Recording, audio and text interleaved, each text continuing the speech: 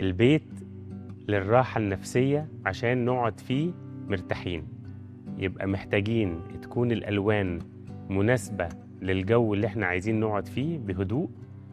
وبالتالي أنا بنصح دايما باستخدام لون موحد هادي جدا، الأقرب إلى الأبيض، مش أبيض ولكن أقرب إلى الأبيض.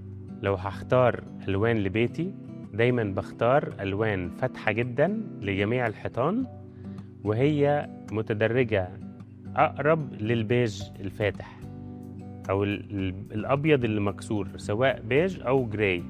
وأفضل دايما إنه يبقى حاجة ما بين ده وده. اللون اللي يعني أقرب إلى قلبي من المجموعة دي يمكن يكون وايت ديلايت، ويتم دمجه مع الكارتيلا، سواء بنفس الورقة أو بالورق اللي جنبيه يمين وشمال، ولكن بنفس الجو ده. وده بيختلف طبعا باستخدام الخامات الأخرى المكملة للون البيت. ممكن أسمي اللون ده الأبيض السعيد، ودي كانت اختياراتي.